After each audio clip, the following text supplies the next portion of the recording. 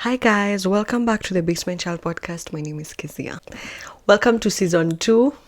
Obviously, new year, new season, new episode, new everything. We are back to where we started, but with posters. When we started, there were no posters on the wall. Nimewamis. Off imeisha. Everyone is getting back to work, and so are we, the content creators. When I started the Basement Child, I was in a place where I was starting to feel invisible again. I just moved home. I moved back home. Obviously, my room is the basement room, so it's a room under the house. And sometimes you can be forgotten, especially if you're like me and like to spend time by yourself. Spending my case in a kelele, so I just hide away. I only appear when I'm needed at home. So like I was starting to feel unseen, and I was just like, you know what, I need to get busy. They usually say that if you're seeing a guy, a girl, okay, but mostly it's advice for women, obviously. If people like to advise women, they say that if you're seeing a guy and you start to feel like, oh, he's ignoring you, which means you're not busy enough.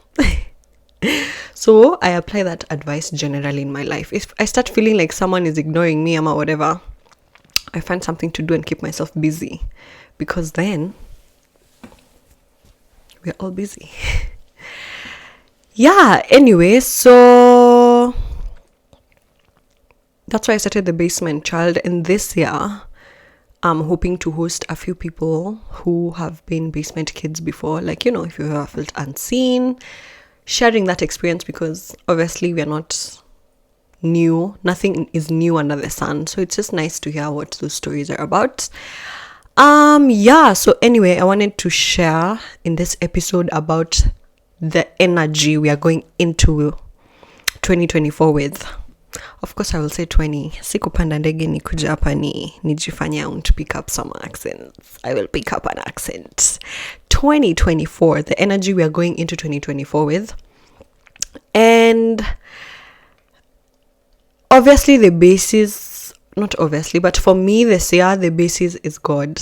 Like for the past 2 or 3 years of my life, I've been ignoring the fact that I was once super religious.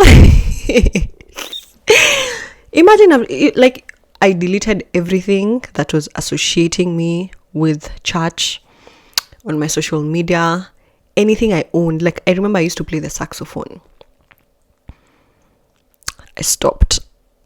I even used to do photography. I stopped. Most of the people who I felt like we were not close enough and they were there, like they were introduced into my life during my super religious stage, cut off. Oh my God, I have a diffuser on, and it's making me sick because all the scent is coming to, not sick, but it's irritating my nose. So let me just turn it off. Yeah, anyway, so and I was talking to a really close friend of mine, like an important person in my life, and I was just telling her, you know what? Like, I'm just not that person anymore, but it would be very foolish of me to live my life like I don't believe in God. You know? I do. Everyone has something they believe in, and mine is God. And I respect whatever everyone else believes in. And there was a culture while I was in church of shoving our religion down into people's throats. I'm not about that life anymore. So anyway, obviously I have a story time.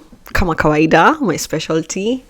When I was younger, say from the age of 0 to 4 years old, we were P for poor. P for poor. Poor, poverty, below, yani in the gutter. So poor, we lived in a mud hut. Like, our houses, the walls were made of mud. Hatukuwa na steamer. Kwetu, there was no steamer.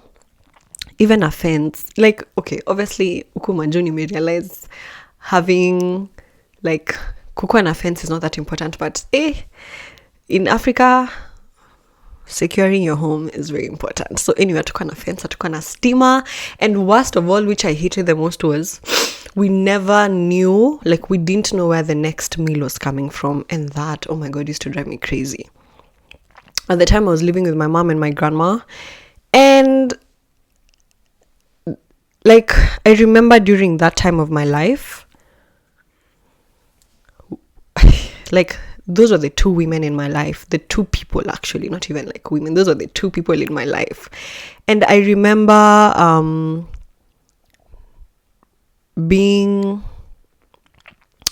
I just remember like being so hungry all the time. Even now, I'm hungry all the time.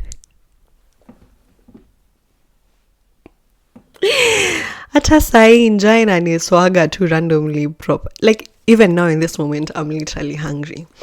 But anyway, I just remember like every morning at 4 a.m., my grandma would wake up and pray. Every single day, literally Monday to Monday, even Sunday when we were going to church, she would still wake up to pray. And up to today, she still does. When I stay over at her house, she still does. Now she has a better house, akona steamer, blah, blah, blah. According to TV, we never had a TV. Like, up to the age of 4 years, I had never been in a moving vehicle. I think. Attack one, like, nilikuwa tunaona gari, but I had never been in one. Anyway, but she's good. And I used to ask myself, now, why is Shosh waking up so early to pray to this God that never hears? We're always hungry. There's no food. We're in the dark. People look down on us. Obviously, at the time, I don't know. I just felt a lot of things at the time. And it's so funny because I remember all these things and I was like 4 years old. And I started to ask myself, like, why is she praying every single night? Anaomba tu, like waking us up early in the morning to pray. For what?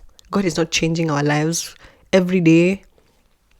January to December, we are poor, literally begging. And eventually, I got introduced to this person to this being that my mom and my grandma were praying to. My mom was also like active in the church, kidogo, not as much as my grandma, more my grandma. And we started going to church, my grandma's church, every single Sunday. I remember that's when we would pull out the few nice dresses we had. So we used to rotate them. Oh my God. We used to rotate like the clothes we had. And I started seeing other people also like truly, truly poor, but really, really believe in God. And obviously it's a bit problematic if we talk about religion and poverty in the same thing, in the same statement or in the same setting. But I remember like I started now, like my brain started growing, and I also started praying. Like I started praying to God, asking him like, when will our lives change? When will my life change? Because like I didn't choose to be born here. I knew of other people who like were having a better life than us. And like I was just like, God, please, if you're really there, do something to show me that you're there. I don't want to sleep hungry. I don't want to be ashamed of my home. Like, help me, please, help me, please, help me, please. And I decided that God is my father. And so like, as a young girl, to summarize how much I was praying, as a young girl, I believed in God sana. And I just decided that he's my father. I told him everything. At the time, I didn't used to like write a lot. I started writing later in my life. And obviously my lifestyle was cultivated around church. I used to look forward to going to church because that was the environment that was outside our poor, home. Anyway, so it wasn't that deep until I got to high school and now started experiencing anxiety, depression, abandonment, And literally my beliefs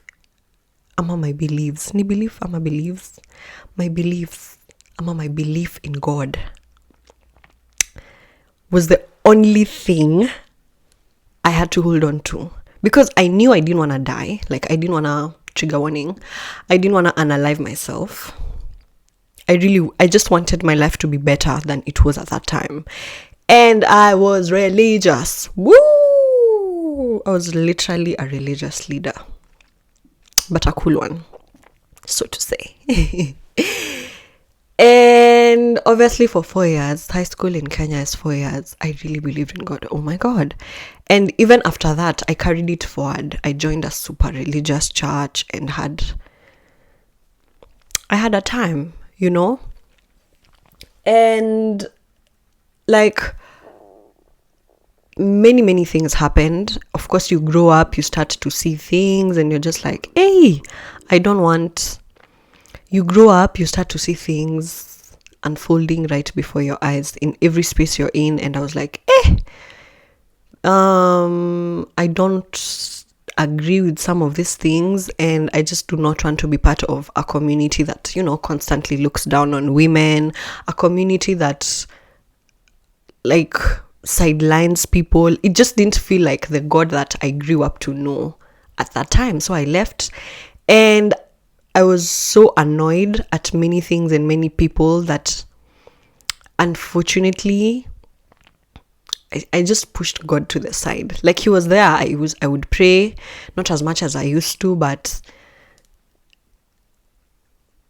like I just became a passive Christian, if you know what I'm saying. Like, even when people would talk about what they believe in, my mouth would be shut because I was just like, even if like I get up and start talking about God that I believe in, what am I doing to show that I believe in God? Like, what is the difference between me and someone who doesn't, And obviously, shame, yada, yada, yada.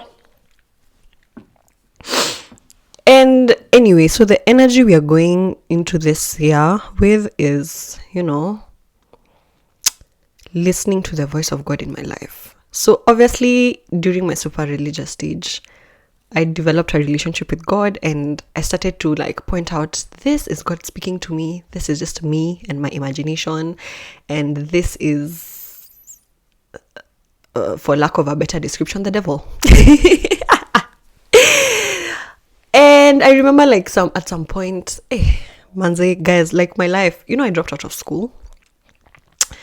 COVID separated me and my family for like 3 years. I didn't see my family for 3 years because there was lockdown in Canada, and there was lockdown like all over the world, and there was lockdown in Kenya. And it was just such a weird time. I don't want to say dark because I had some of the best times during that time, but it was such a weird time. And I think that's also the same time that I left church. And literally like, it's just strange. But anyway, during my religious phase, I learned to, listen to the voice of God, because that's what I believe in. Everyone has something they believe in, and I believe in God. I believe that God speaks to me. I believe that God shows me direction of where to go. And now that's what I wanted to talk about. The reason I'm going into this year, listening to the voice of God in my life. Recently, I was on a trip with my mom and my sister. And like, at some point, I got some time to myself, and I just felt so grateful of the trajectory of my life. Like, shenanigans have happened, drama upon drama. But I just felt so grateful. Like, everything felt aligned. Everything felt like it's at the right time. No matter the hardships, I feel like I can handle myself. Composure is very important to me. So like, I feel like I can be composed. I feel like I'm at peace. I feel like my mental, even though it's not the same every day, I feel like I'm at a good place, and I was feeling really grateful. And out of nowhere, I just started saying, oh my God, like, obviously this is the doing of God. It can't be just random that everything that is happening right now, And during my super religious phase of what I was trying to say, this is what I was trying to say, is many words were spoken into my life. And some of them I ignored, obviously. And then I went back to those words, and a cycle of suffering was ended. Like, literally, if I did what I believed God was telling me to do, everything went smoothly. But obviously, as a human being, you're stubborn. If I didn't follow, like, what my intuition, I'm on my conscience, I'm on the Holy Spirit. I don't want to like shove my audience. I don't want to like piss I don't want to make this weird, because I'm not like, it's not weird. It's just my way of life. Many words were spoken in my life, and anything that I believed, prayed upon, and worked for, and followed went well. Anything that I rebelled against has put me in a cycle for like 10 years. Literally, like 10 years, 5 years of just the same cycle of things happening, the same delays. And then when I go back to those words, I follow the instructions that I think I have, everything goes okay, So it would be very foolish of me to say that I've gotten to this place without the help of God. Thunder would strike me if I dared say that. So, because the people I've met in my life, I like to say that I'm a girl who is helped by God. Literally, like everything in my life, except the work I put in, except the composure that I have, everything is literally orchestrated and planned by God in my life.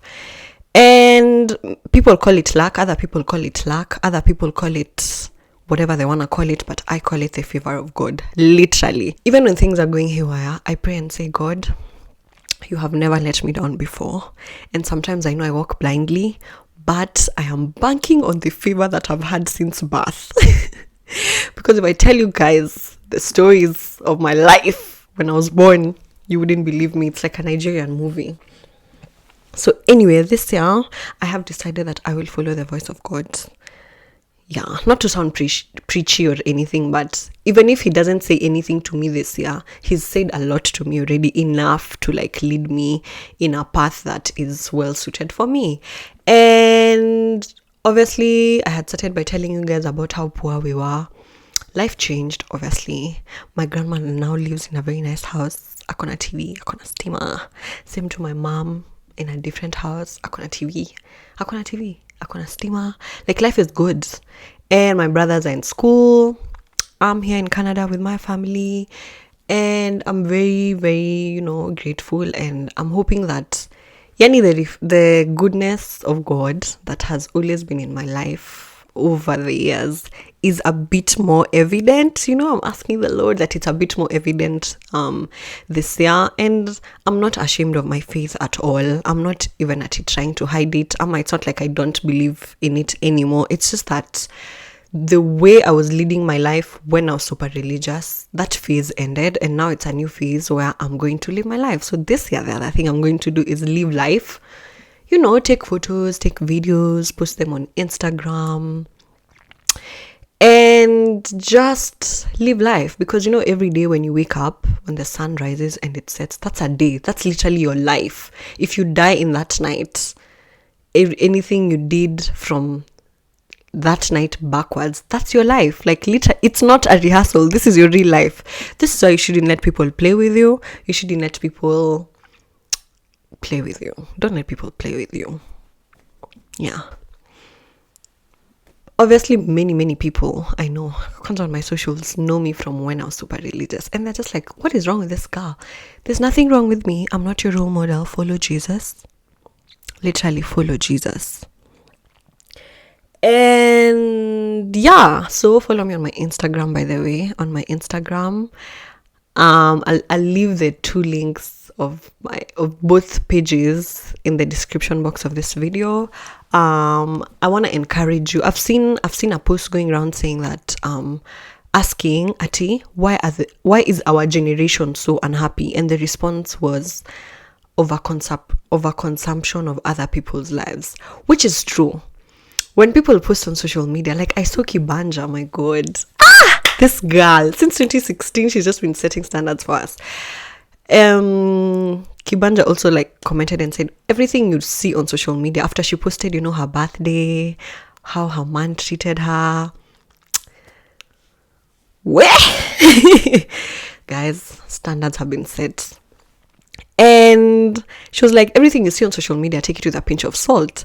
And the one I'm telling you about, overconsumption of people's lives, is true. But also, the reason I like social media is, it's like house hunting. If you go to see a 4-bedroom house today, they can't tell if you have the money or not. You could literally just wake up and go view it, even if you live in a bedsitter studio. And you'll be able to dream about what life could be. And it inspires you. and you aspire and you start working towards some sort of thing that looks like that, even if you want to get to that point somewhere close, somewhere better than where you are at the moment. So obviously consume social media with a lot of, a lot of wisdom. Use your wisdom. Like, just because I'm posting about whatever I'm doing, it doesn't mean your life will go that way. I'm a once a weevu. Hey, I am covered by the blood of Jesus. Spendi watu wa weevu. By the way, the first step to witchcraft is being jealous. But yeah, so post on social media, inspire us, show us what the Lord is doing. The way some people say the universe is bringing your way. Show us, like, what are you hiding? What evidence will you show your kids?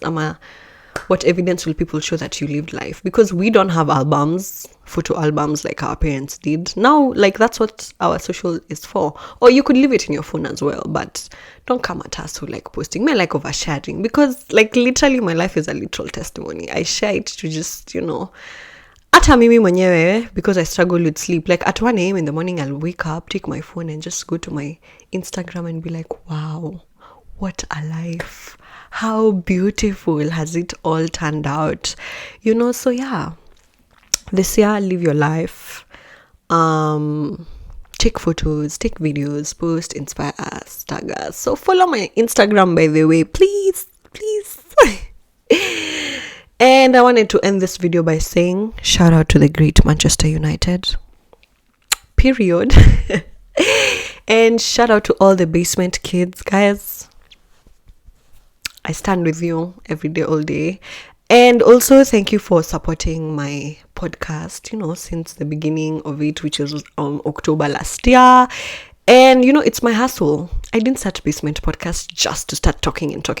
Obviously, I'm hoping that one day I'll have enough people, enough impact to start making money from this. Because the setup is not easy. Showing up here every day when my life is falling apart is not easy. So thank you for like holding me accountable in my Instagram DMs. Hey! Nikilalisha tu hivi, there's someone who's like, hey, so the audience is going to be more serious than the host. I'm like, whoa. So thank you for supporting my hustle. Even you in your hustle, I hope like someone is rooting for you, someone is pushing you so that you become the most productive person, and reach your full potential. So thank you for always supporting my hustle. Thank you for following my pages on Spotify, on Apple Podcasts, on YouTube, and like, subscribe, and share, of course. I'll see you next week. I love you so much. Bye.